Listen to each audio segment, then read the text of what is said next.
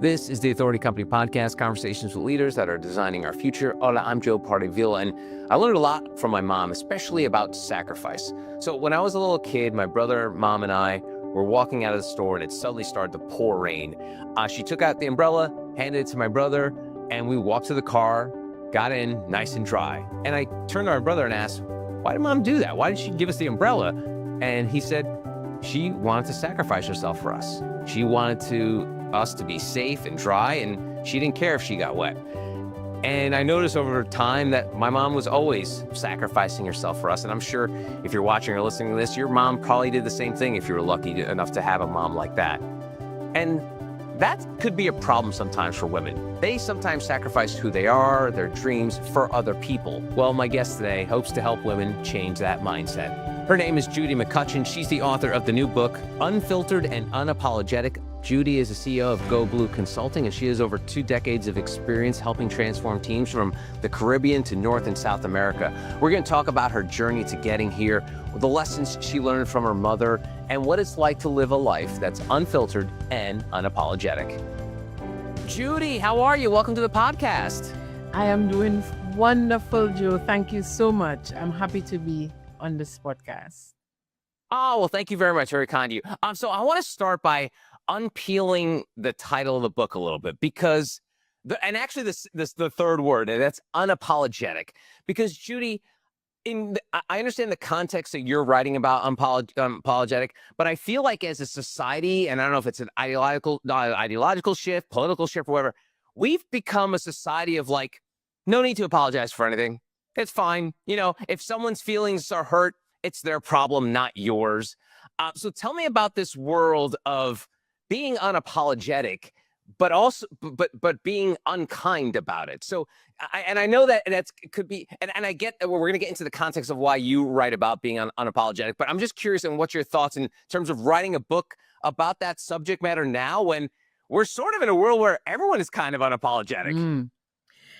Well, from the book standpoint, right? The unapologetic is not about, it's about you being able to speak your truth unapologetically, because so many times as women, we tend to think that we need permission to do things. So the title really is saying you can do you unapologetically, however, not unkind. Not in an unkind way. We think that it's okay when we say, "Oh, I'm just going to tell you how I feel because that's how I feel." It's okay to tell me how you feel, but it's not okay to be unkind. And so the world that you're talking about, it's just we have gotten so unkind and mean to each other, you know? Yeah, and it's funny too, because in the world of business, I know Netflix made it very popular, and there's been books written about radical candor at work and being completely unfiltered and unapologetic in a way of criticisms and support. How do you think the idea of living unfiltered and unapologetic works in the realm of business, where it doesn't get back to where your point about like the unkindness of it all? Because I think we all want to be truthful. And I think, you know, as kids growing up, like our parents raised it to be like, yeah, it's okay to lie a little bit because it hurts someone's feelings. So there's a bit of a fine line there. But tell me about how this sort of framework works in business. In business, if we are talking about being unfiltered, being unapologetic from an unkind standpoint, you see, intention is what matters. So if I'm going to give you feedback, what are my intentions behind giving you those feedbacks? Is it to hurt you? Is it to make you better? So I believe that intention is what matters more than anything else. I can tell you the truth, Joe. I really can tell you the truth. But why I'm telling you the truth and how I'm telling you the truth is really what matters. The intention piece is loaded, isn't it, Judy? Because it's one of those where the intention could be to be positive for the person, but if your intention is also to like one up them, make them feel bad about themselves. I mean, boy, and I always like to say that everyone wants the world to be black and white, but there's this whole gray nuance part of it. Man, I think there's so much nuance in that intention piece, isn't there? The thing is that so one of the things I've noticed in organization, and especially with leaders and managers, is they're the ones who set the tone, yeah? And what I've noticed is that there's a lack of self-awareness, a total lack of self-awareness. And You are clicking my tongue, Judy. Yeah. I say we have a major self-awareness problem in this Yeah. world, but so I'm singing your song. Yeah.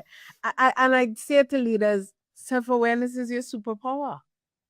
Right? The more self-aware you are, the more you understand how the things you say and do affect the people around you, the better you are to create environments where everybody feel safe. Because what happens is that when we start to be truly unfiltered in an unkind way, when we start to be unapologetic in an unkind way, we create unsafe environments for people. And we have lack of trust happening, then you're going to see turnover happening, and then you're going to be wondering, what am I doing? I say to you, become self-aware and you'll figure out what you're doing. Nah, it's great. Good stuff. You mentioned or at the jump about your intention of the book and giving people sort of women permission to be unapologetic and unfiltered. Where did that mind shift come for you? Was this something that happened organically? Was it intentional? Was it something you learned from others? Like, how did this journey to you writing the book start? Well, it was a mixture of things, right? I grew up in Tobago, the smaller island to Trinidad and Tobago, to a single mom. And my mom showed me a lot of what strength and boldness and resilience looks like. So I'm the 8th of 10 kids. I'm the last girl. So I got a lot of, I got a lot of leeway with the things I could have said and done. So one of the things my mom always said to me, you can say, you can tell me, but you just must be respectful with it. So I understand that I have a responsibility to me and to the next person, that if I'm going to tell you, I have to respect you. One thing that we need to always do is when we leave an interaction with anybody, we need to leave them whole. We need to leave them with their dignity. So that is one of the things I've learned from growing up.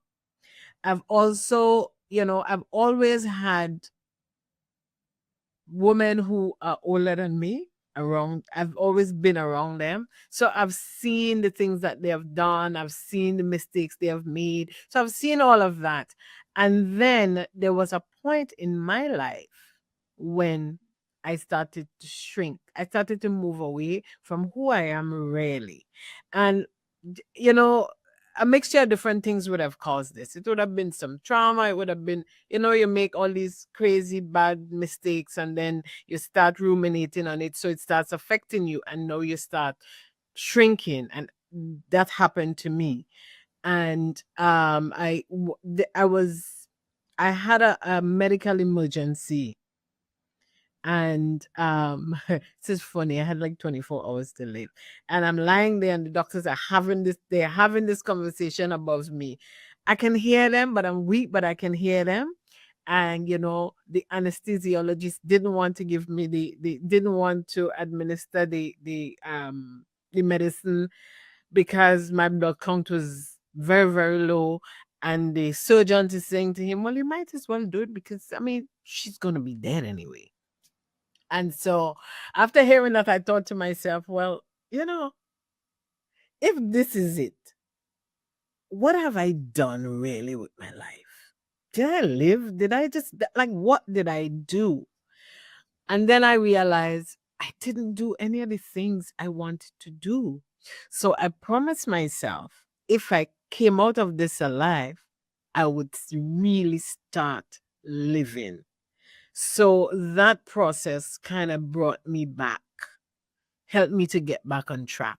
And of course, I read a lot of books, I had coaches, I did therapy. So it's a mixture of stuff that really got me to a point. And 2020 made me decide to write the book because I'm home doing nothing.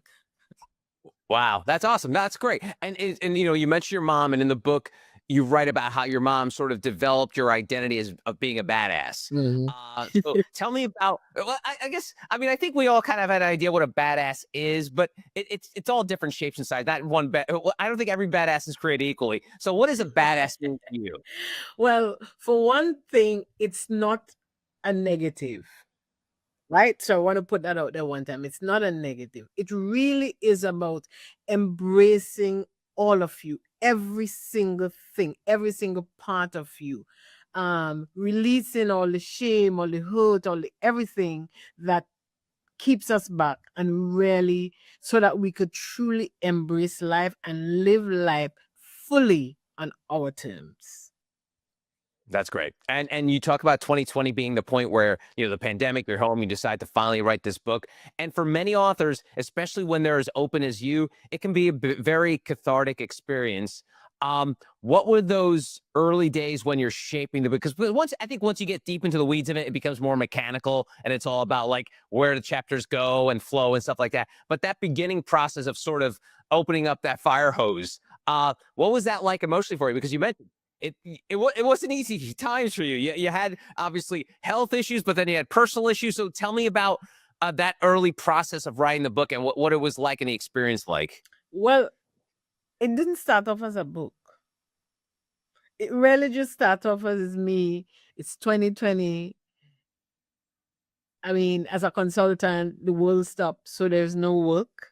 And so I'm thinking, so what do I do? Let me just put my thoughts down on paper. Let me just start to talk about me and how, what my journey has been like, right? And the idea was maybe one of my daughters might read it and get something out of it, but it really wasn't meant to be a book. And then I have a friend, and this one friend, she always pushes me. She's like, Judy, you don't think that you have all these life experiences? Don't you think you should write the book? And I said, well, I'm doing something. It's not a book. I'm just putting stuff down on paper. And I shared it with her, and she said, you need to keep going with this and put this out there because maybe people need to know that they're not alone in their struggles. And I've sent it to a couple people to edit, and then I was because I didn't want it to be a book, because I didn't want it to come out. I've found all kind of reasons why the editing was wrong. And so I kept it. And the funny thing about the Advantage Company is that in 2021, I got an email saying, you know, explaining that we are the authority company, blah, blah, blah. And we'd like to have a conversation with you about leadership and, and I'm thinking like, where did they find me? That was my first thought, like, where did they find me? And I set up the appointment. I met with them, and then they start giving me all these crazy numbers, right? And I'm thinking like, the world is still at a standstill. There's no money not passing. This is crazy. And so I told them, thank you so much, but I think I'll pass. And I didn't tell anybody about that experience. Fast forward to 2023, October. The same person sends me another email. And I said, okay, I'll meet. And this time I met with a different person, and the conversation was very different. But by that time, I had finished putting all this stuff together. I don't know if I had chapters, but I just had finished with what I wanted to put down there. And I said to them, well, I have this thing. And I sent it to them, and they had somebody review it. And the review was so good. The review was so good that I thought, I cannot not now do this, And so that's how I end up taking the plunge and putting everything out there. Wow, that's awesome. And you know what? And once people read the book, they'll notice that one of the things that you kind of really touch upon is the fact that true empowerment kind of begins when when you're able to shut out the noise and the external validation. And we're sort of living in a world where it's almost impossible to shut out external validation, because obviously social media, Mhm. if you want to be an influencer, you need to have external verification. Validation, certainly. You Yeah. you say one day, hey, I'm an expert, and then everyone say like, oh, okay, you're an expert, so you need it. So tell it, give us some advice in terms of, for folks who want to make that step, take back control of their lives, but also shutting out that noise. I mean, it can almost go back to what I mentioned earlier, that sort of this gray area that we kind of live in, where it's more nuanced than just being like, I'm never listening to anyone again. What do you say to folks that are struggling with that? To be able to shut out the noise, to be able to let external validation not be the thing that you need, you have to learn to validate you. And we only learn to validate ourselves when we really accept us for who we are, right? Um, some of us have bigger nose, wider hips, that kind of stuff. We just gonna have to accept us. But the thing is that because we've had some experiences that a lot of us would attach shame around, that really prevents us from seeing ourselves clearly. One of the things I say to people: start by forgiving yourself. Start by letting yourself know none of these things that happen is your fault. It's just stuff that happens. It's not you. Sometimes we confuse the things that happen with who we are, and we need to separate the two. It's just a thing that happened. It's not you. So if we can learn to start to do that, then we can know that we can validate ourselves and not rely solely on outside validation. Now, outside validation isn't bad. It really isn't. But if that's what we come to depend on, then it becomes an issue when we don't know who we are. I like when people tell me good stuff, but it's okay if they don't as well, because I know who I am. That's great. And obviously that requires a lot of courage, and you have that in a boatload of it, because you write about how you were able to walk away from relationships and jobs that didn't serve you. I mean, this could maybe go back to the childhood piece of it, but where does this courage come from? Is it develop over time? Was it that sort of like come to Jesus moment you had on the operating table? Where do you think that sort of evolved from? Some of it definitely over time, but I'll tell you, a lot of my strength comes from my mother. So, like I told you earlier, it's a single family home, right? I have the 5, so my mother has 10 kids. So there's a first 5 and a second 5. The second 5 of us, we all have the same dad, the first 5, right? And so my dad, they never lived together, but my dad, like, I don't know if it's a West Indian thing or if it's a man thing, but they just all cheat. And so not every man. So I'm not painting everybody with the same brush, right? But I'm just saying my dad cheated. So my dad had about like 2 families going on at the same time. And I remember my mom was pregnant with my last brother. I mean, like, her belly is way out there. And they're having a discussion. I don't like to say argument, because a discussion. And I could still see them. I could still see where they were standing. And I was just looking at them. And my mom said to him, please leave and never come back. She's pregnant, ready to deliver. And every time I think about that moment, I think about the amount of strength that she must have had to exhibit to really make that decision.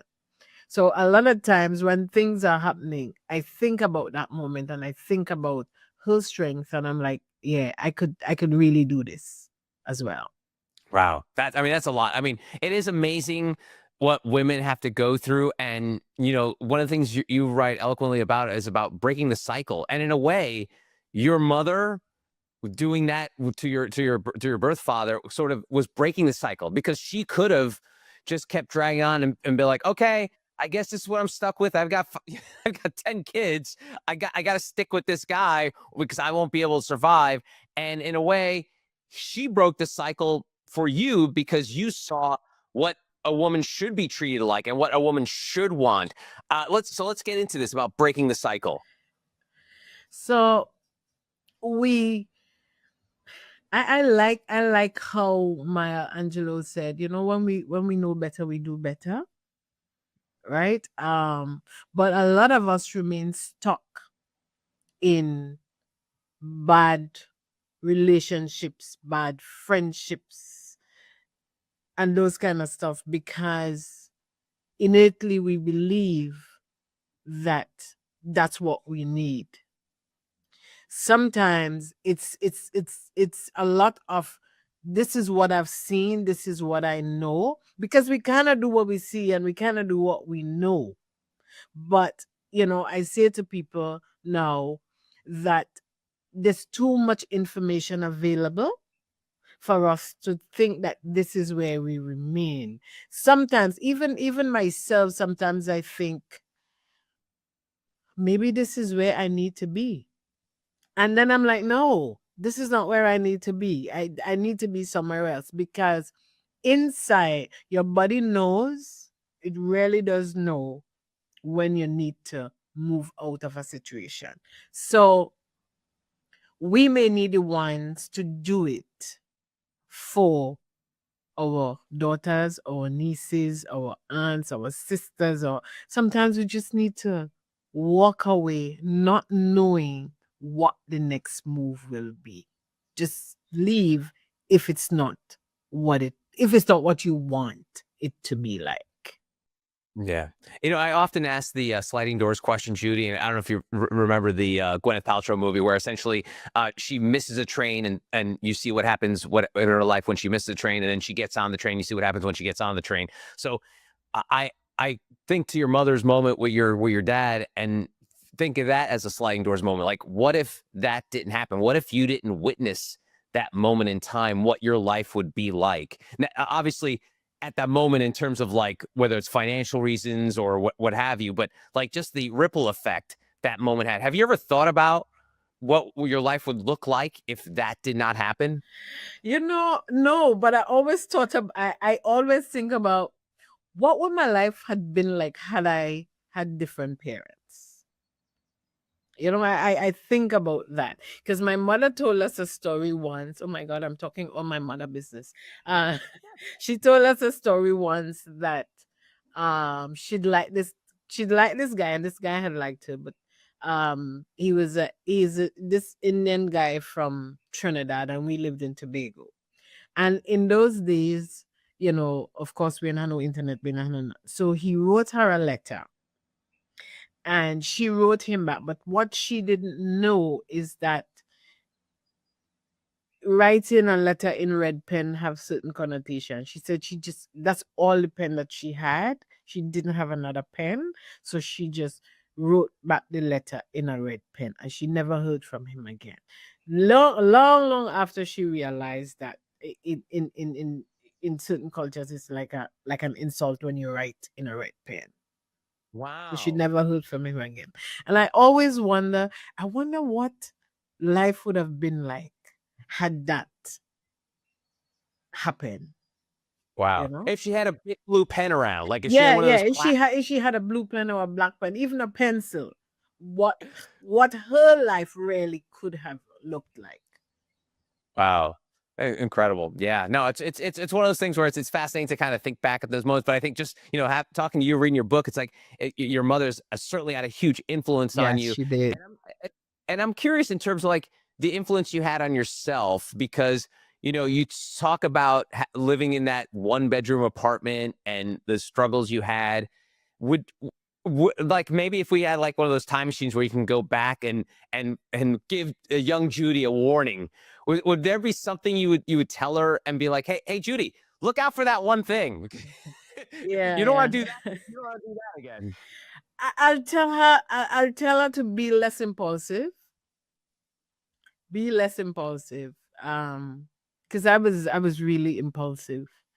I'm still kind of sort of impulsive, but not as much as I was. Be more. Think a little bit more about how the decision that you make will affect you throughout your life. So that's the one thing I will tell her.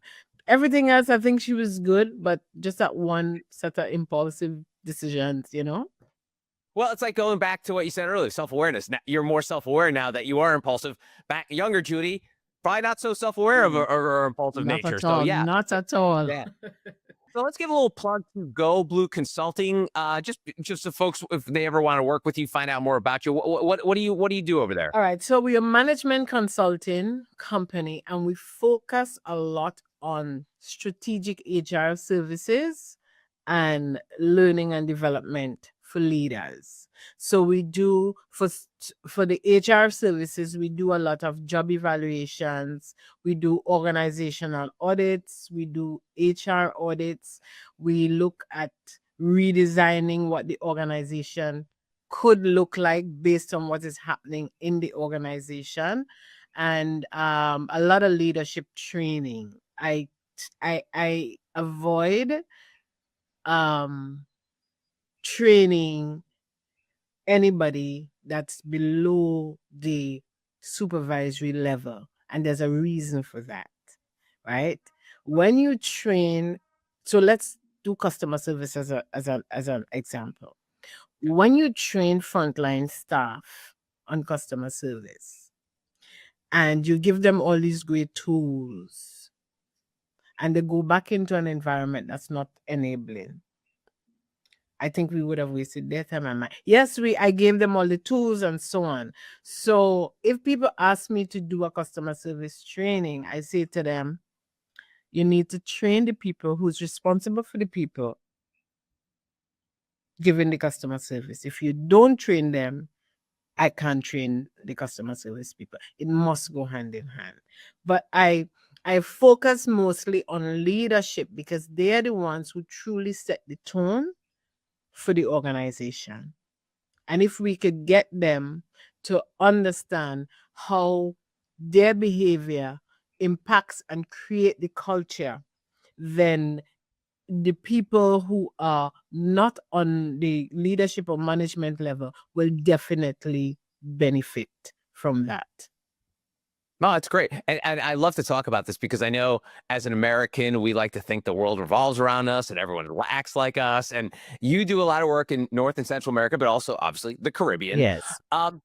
What are the differences that you see? Because and obviously culture plays a big part of this. Like you wouldn't probably use the same HR practices in North America that you would in, say, Asia. So how do you, like, the old square peg round hole, like how do you fit what you do? Because obviously there's probably like a North Star that points you in the direction of what you're trying to do. But how do you get on that track when you have cultural differences? Because that's always been fascinating to me, because it's very rare for someone in your space, because someone in your space is usually just like, hey, I'm only working in North America, I'm only working in South, because of that cultural differences. So tell me how you navigate that. Two things. I love people and I love food. You understand people's culture through their food.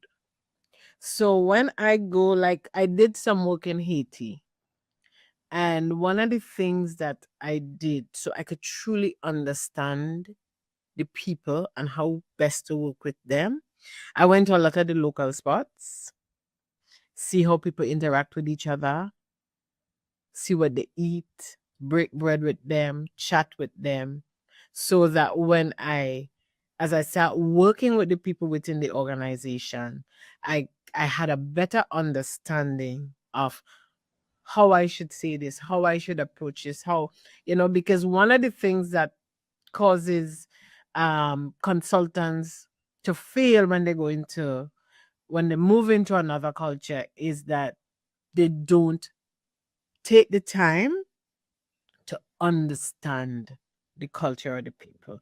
And like with even any organization moving from North America, moving to Asia, or moving to the Caribbean or the UK or whatever, is about understanding the culture of the people. Know that you can't take wholesale what you have here and superimpose it here because it won't work. So it's just really understanding the culture. And if you like food, then it helps you. Yeah. And it's almost like you have to be a bit of an anthropologist, that you have to kind of study these cultures You before you must, try. you must, you must, you must When did you understand. realize that? When did you realize that was so important? Because I think for a lot of people, they're like, hey, I've created this amazing system. This system is going to work everywhere. When did you realize, oh, no, I'm going to have to get down and I'll have to go to restaurants, talk to people? When did you come to that realization? So because I grew up in Tobago, even though Trinidad and Tobago is it's one country, they're two different islands, and the cultures on both islands are different, Okay. very different. We sung one way, they sung another way. We even our accents are different. So when I moved to Trinidad, so I moved to Trinidad when I was 19. And so to be able to fit in, I don't so like that phrase, but to be able to fit in, I had to understand the culture in Trinidad, right? And then I moved to Belize. And when I moved to Belize, I realized, okay, so I have adopted the culture in Trinidad. It will not work the same way here. So then now I have to learn a new way of doing and being and all of that. And then I moved to Grenada. Very, very different. But in between all of that, I've worked in Barbados, Jamaica, I've worked in Haiti, I've worked in Central America. So it has given me like a real good base for understanding that I cannot take just my perspective and put it on top of yours. Right? So yeah. That's great. Yeah, I was wondering because you talked about your family and what an influence it had on you. The 9 other siblings, did they all stay in Tobago? Did they jump around the planet like you did? Because are you the odd duck of the family who decided to go Well, travel the world? yeah, I jump around a lot. Yes. I love to travel. I really enjoy traveling because I enjoy people and different cultures. And again, I like food. Yeah. So I really enjoy that. But not everybody stayed in Tobago. I have most of my siblings moved to Trinidad, and I have siblings in the US. Okay. Okay. So you're Yeah. not so strange. You're the No. family. Yeah. Yeah. No. And what do they think about the book and you telling your story? Because I think that's one of the things that for many people, when it comes to telling their story, it involves other people usually. So what is the reaction been from the siblings and the family? Could I tell you a secret? Go ahead. They have not read it. I haven't shared it with them. But I was really careful when I was writing because I knew that it's going to involve some of them. So I was very, very careful with what I shared, right? Okay. Because I just want them to read it. Now, my two brothers, my brother before me and my last brother, they know about the book. I didn't share it with the rest of people. And Is there going to be any drama, Judy? Do you think anyone might be upset? I mean, it sounds like no, careful. I don't think so. Maybe my one sister, maybe this one sister might be. That's always a sister. Yeah, Yeah. that one sister might be. And so I tried to not talk too much about her in the book because but I don't think there'll be drama. There might be some judgment because some of Right. the things that they didn't know previously about me, but yeah, I don't think there'll be any drama. Well, you wouldn't be unapologetic and unfiltered if you cared what your brothers and sisters said, right? I mean, Mhm. you are living the brand. That's right. All right. So this 5-year journey that started in 2020 with the pandemic, when you started noodling around, you eventually, hooked up with Advantage Media, got the book out now here in 2025.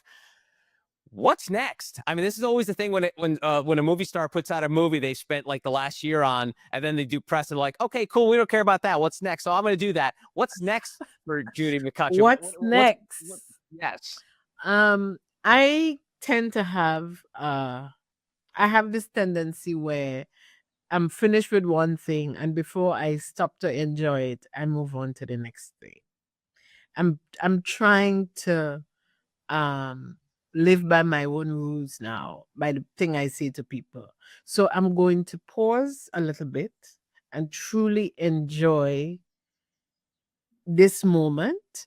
I want to do a couple book launches. You know, they call them book tours. A couple of those. I'm doing the first one in Chicago at the end of June, and I'm right now working on a TED Talk.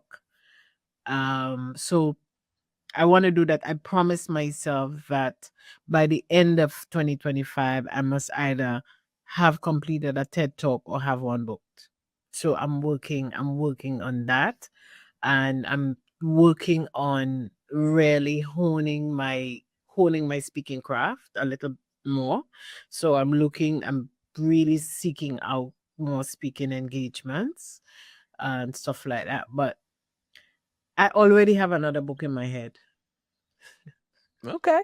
That's great. That's great. It does sound like impulsive Judy's gone though. It sounds like you've now taking the time, letting it breathe. What do you stop and smell the roses? So Yeah.